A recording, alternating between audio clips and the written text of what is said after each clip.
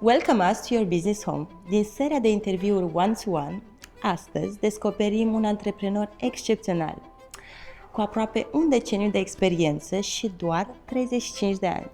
A reușit să transforme frica în motivație, construindu-și un stil de viață în jurul ambiției și încrederii personale. El este fondatorul Fra Express Transport International. Astfel, contribuie la menținerea afacerilor cu transport românesc în spațiul european. Dar asta nu e tot. A construit cu multă determinare un portofoliu diversificat de afaceri, printre care se numără o parte dintre ele: Euroteam GP Spedition, Atlanta Finance, Heritage Construct, etc. Este un antreprenor care știe să transporte oportunitățile în succes.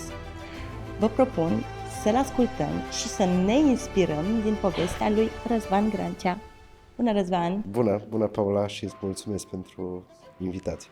Cu mare drag! Cum te simți la Suceava? Suntem la Ștefani? Da, e foarte mișto la Suceava, de fiecare dată m-am simțit bine în Bucovina. Sper că te vei simți la fel de bine și astăzi, pe parcursul acestei discuții interesante, pentru a înțelege exact cum poți să rămâi pe piața europeană cu transporturi create în România și cum ai reușit totuși să ajungi la acest nivel. Sunt convins că o să mă simt bine în continuare. În industria de transport am început în urmă cu vreo 13 ani ca șofer. Eram pe atunci în Marea Britanie, unde am ajuns cu un program de când eram student. Practic ajunsesem la o fermă și prin ceva s-a evit un post de șofer, aveam permisul, am accesat. A fost o provocare destul de interesantă să conduci o mașină cu volan pe dreapta, wow. Dat fiind faptul că nu condusesem niciodată camion. Acolo era prima mașină care am condus-o cu volan pe dreapta, era de fapt un camion. O meserie interesantă, să știi că mi-a plăcut foarte mult. Lucrurile au decurs de la sine, ca angajat. Undeva la 5 ani cred că am lucrat ca șofer, 4-5 ani, nu mai știu exact, dar mi-a plăcut. Deci, practic, asta te-a ajutat să înțelegi ce înseamnă cu adevărat transporturile și... Da, la firul ierbii, să zic așa. Prima interacțiune, da, a fost ca șofer. Ulterior, lucrând acolo, eram mai mulți români care ajunsesem prin diferite programe de studenți. Am cunoscut un domn care ulterior mi-a devenit asociat, cu care am deschis prima companie de transport în România, căruia oarecum îi sunt dator că am ajuns antreprenor.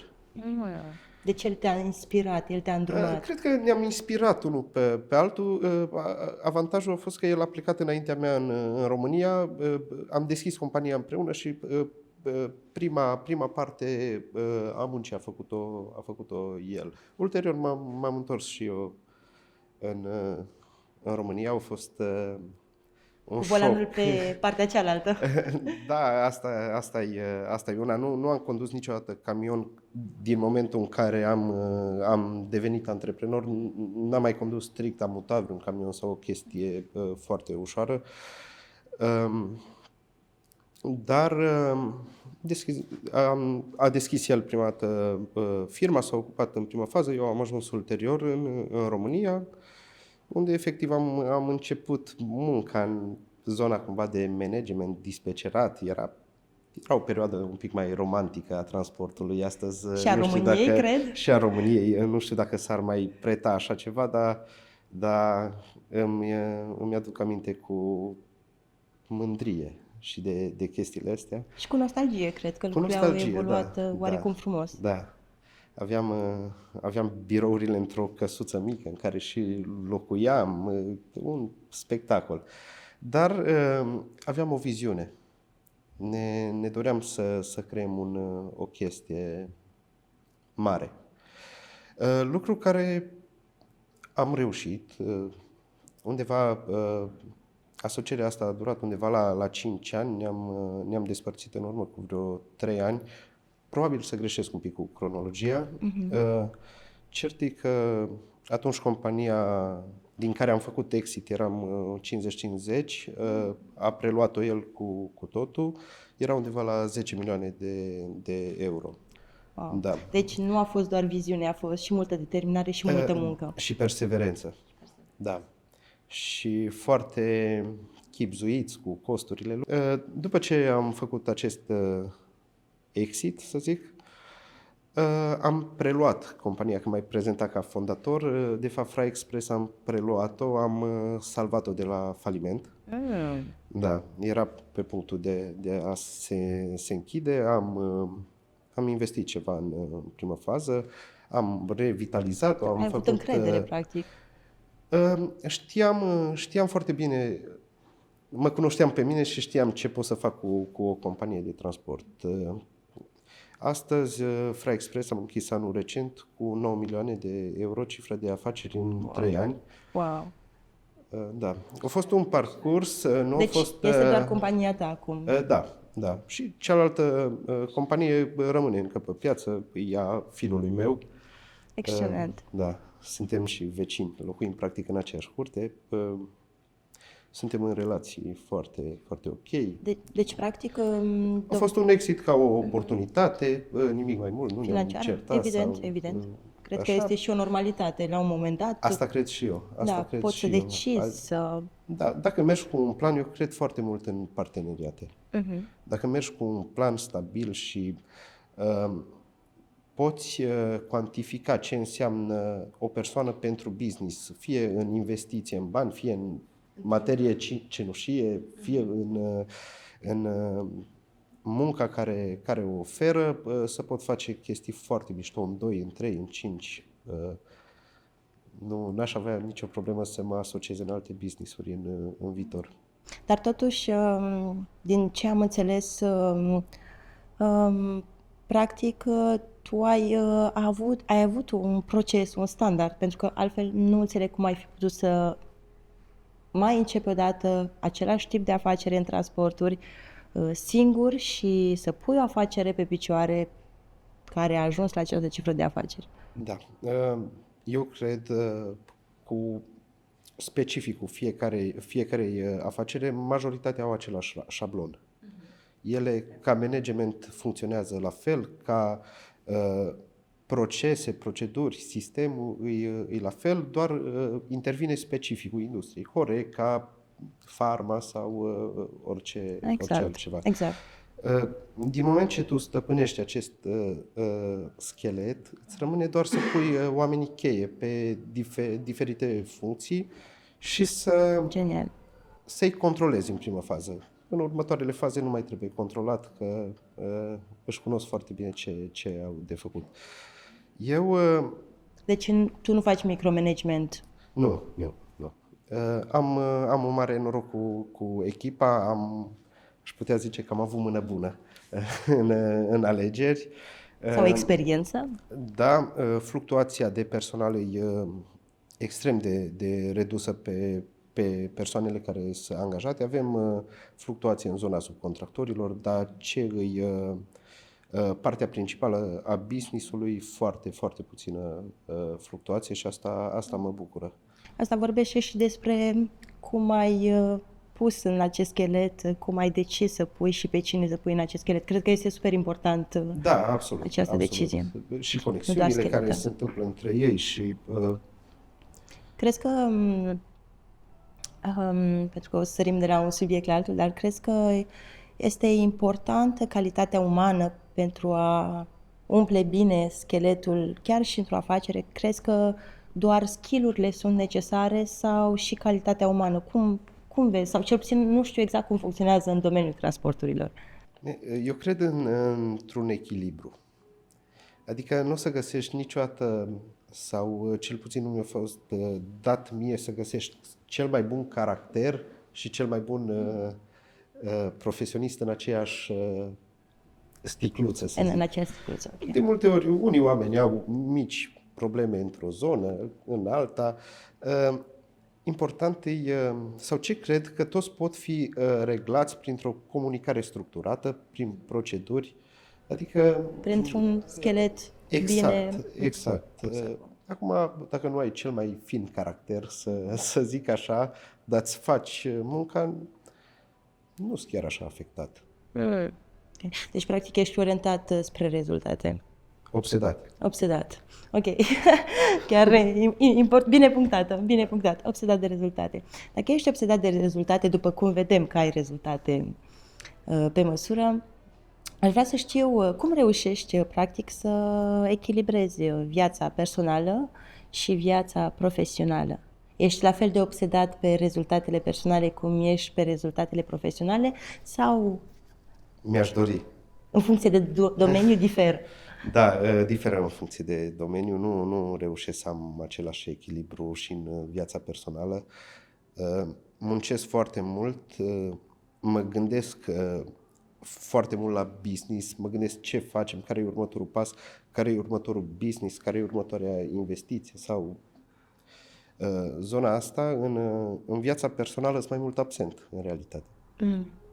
Cred că ăsta e motivul și nu am reușit încă să găsesc un echilibru. Nici nu l-am căutat cu mare interes. Dar am observat în general că viața antreprenorilor este într-un oarecare dezechilibru în favoarea antreprenoriatului, sau cel puțin antreprenorii care încă există pe piață au un mic dezechilibru în viața personală. Crezi că antreprenoriatul este făcut pentru o persoană care urmărește echilibrul pe toate planurile sau cum vezi tu? Adică dacă cineva își dorește astăzi să devină antreprenor? Cred într-un echilibru, dar ce știu și ce efectiv am gustat pe parcursul ăsta, că plătești prețul pentru orice. Deci cu mână dai, cu mână cu alta primești. Sau primești. Sau ți se ia, sau primești.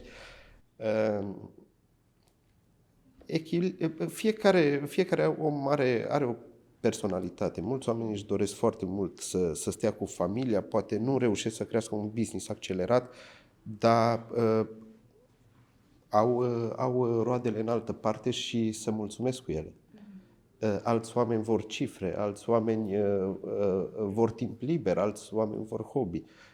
Vezi, și fericirea vine în locul în care ți-o creezi, de fapt.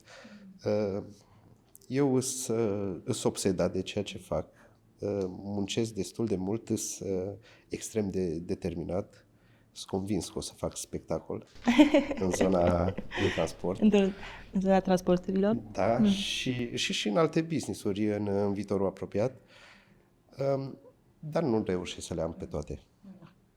Interesant punct de vedere.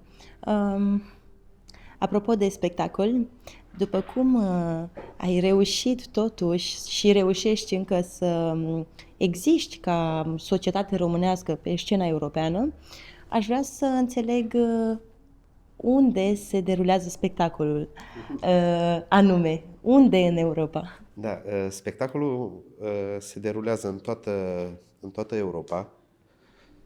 Deci este la scenă deschisă, oarecum? La scenă deschisă, da, avem o scenă deschisă, avem capacitatea să oferim soluții de transport aproape oriunde în Europa, cu excepția insulelor sau colțuri ale Suediei, Norvegiei îndepărtate. Putem încărca 24/7, în maxim 3 ore de la orice solicitare.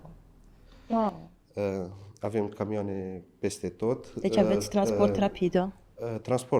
Transport rapid, avem capacitatea să transportăm din Portugalia în Norvegia fără să oprim roțile, schimbăm remorcile pe traseu sau alte forme pentru a ne poziționa într-o zonă de critical time, într-o nișă a transportului. Deci mi-ar plăcea să știu totuși ce transportați. Ce transportați? Genul nostru de serviciu deservește piața automotiv cel mai mult și zona de aviație, motoare de avion, ducem în ultima vreme foarte, foarte multe. Tot ce e urgent și are un tonaj specific să fie transportat cu un camion. Ok, deci practic pe piața tot ce înseamnă piese, utilaje, obiecte. Da, în general ce depășește o tonă, că până într-o tonă se califică alte tipuri de mașini care sunt mai rapide, mașini mici. Ok. Da. Ok. Și la câți angajați ai ajuns? Sunt curioasă. Avem 25 de angajați, vorbim de personal din birouri. Pe drum avem camioane care nu le deținem noi, subcontractate, dar oarecum îi considerăm parte din noi, din ecosistemul nostru. Avem grijă de ei ca de angajații noștri. All over suntem peste 100 cu tot cu mașini, cu șoferii care, la urma urmei, ei sunt eroi. Wow, incredibil. Și pe cine te bazezi sau nu știu exact, dar te bazezi pe cineva pentru a manageria o cantitate atât de mare, totuși, de oameni, cum reușești să faci? Te bazezi pe cineva, iei sfaturi sau pur și simplu tu managerezi totul end-to-end, nu ceri sfaturi? E evident că cer sfaturi. Ca management eu sunt ieșit toate procesele, nici nu le cunosc toate. Cu exactitate cunosc care mă interesează, care sunt câteva care le urmăresc. Este o echipă care gestionează toată povestea. Un manager operațional cu care vorbesc cel mai mult și ne sfătuim, un director economic, team leader pe departament de vânzare, departament de monitorizare, departament de încărcare. Dar o persoană așa, mai aproape de sufletul tău, care te sfătuiește? Din interiorul companiei sau din afară? Interiorul companiei, în afară. Eu nu știu dacă e o persoană apropiată de sufletul tău în interiorul companiei, dacă există, de ce nu? În interiorul companiei privim ca și pe colegi. Acum apropierea e un pic relativă. În exterior sunt oameni cu care mă sfătuiesc, am mentori, am psihologi, am o întreagă echipă care se învârte în jurul meu sau mă învârt eu în jurul lor de multe ori, cu care, da, mă sfătuiesc, am nevoie. Câteodată, efectiv, simt că cedez, dar apelez la profesioniști. Crezi că este importantă educația non-formală? Te-a ajutat pe tine ca antreprenor și dacă te-a ajutat, cum? În ce fel te-a ajutat? Da, Sunt curioasă. E cel mai important lucru care îl poți accesa după ce îți termini studiile obligatorii care trebuie terminate. Adică fac un apel tinerilor, e obligatorie școala. Da. Educația formală nu este o opțiune. Da. Aici găsește o grămadă de resurse în al doilea tip de educație, ca și antreprenori. Deja poți găsi resurse specifice. Adică ai terminat un liceu, nu știu, de filologie, nu te ajută chiar așa mult în zona antreprenorială. Aici ai nevoie de finanțieri, de experți în fiscalitate. Pe partea umană. De HR, o grămadă de strategie, care, din punctul meu de vedere, sunt obligatorii. Adică cine nu accesează informații o să-și țină business-ul la un nivel destul de jos și de frica de necunoscut și de frica că nu mai poate controla. Aici vreau să ajung, pentru că nu este suficient doar să punem oamenii buni în scheletul afacerii noastre. Este important să avem și noi cunoștințe măcar de bază pentru fiecare mai mult decât colț din schelet. Aș spune obligatoriu. Obligatoriu. Plus de asta avem un program în interiorul companiei, orice manager, pe o scară ierarhică până la team leader, toți sunt incluși în programe de dezvoltare. Fiecare pe nișa lui. Cine e din financiar au cursuri din zona de financiar, de controller, de așa mai departe. Cine e pe vânzare au cursuri de vânzări, cine e pe operațional au cursuri de management, adică investim, nu ne zgârcim deloc la educație. Deci chiar mizez mult pe această educație non-formală, dar nu opțională, să spunem, obligatorie. Asul de mânecă. De acord. Foarte mulți antreprenori nici măcar nu cuprind în bugete, din păcat, chestia asta, sau dacă sau fac economie la acest buget. S-ar educa ei pe ascuns. La urma urmei, armata nu e formată doar din tine, e o întreagă armată care ei trebuie să știe să fie profesioniști în zona lor. De acolo acolo e magia, de fapt. De acolo se aduc rezultatele. Da, în orice strategie de armată avem primul front. Mai este frica că îl pregătești, investești, nu știu, câteva mii de euro, zeci de mii, depinde de nivel, și pleacă. Eu tratez altfel subiectul ăsta. Mai bine unul bun care pleacă decât unul prost care rămâne. Mai bine cu deșteptul la sărăcie decât cu prostul la bogăție. Absolut. Nu? Iar. Da. Foarte, foarte interesant. Nu cunoșteam partea aceasta mai profundă, să spunem. Multe fapte care le ascult. Mi-ar plăcea să intrăm puțin și în partea spirituală, pentru că am vorbit despre afaceri, despre ceea ce faci cu Frat Transport. Mi se pare și este genial. Chiar apreciez foarte mult antreprenorii români care rămân de-a lungul timpului cunoscuți în spațiul european. Suntem o piață emergentă și faptul că evoluăm cu fiecare an care trece este pur și simplu un marketing din partea României gratuit pentru România, care este făcut de noi, antreprenorii. Și le datorăm tinerilor care intră acum în piață, le datorăm mult. Sunt foarte mulți care accesează zone de IT unde suntem extrem de bani. Sunt niște adevărați promotori ai României, adică cunoaște și Europa sau întreaga lume faptul că România de fapt nu e o țară din lumea a treia, e o țară genială, exact, cu oameni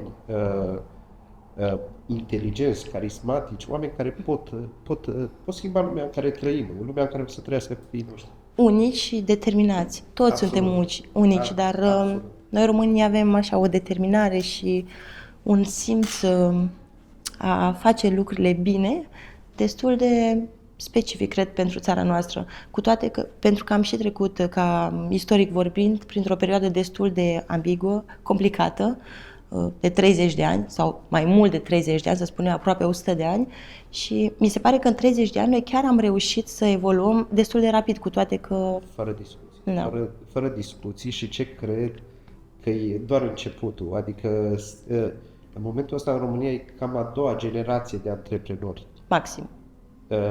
Unul jumătate. Da, de aici o să fie un real spectacol. Văd tineri curajoși care vin cu o determinare fenomenală, care o să rupă.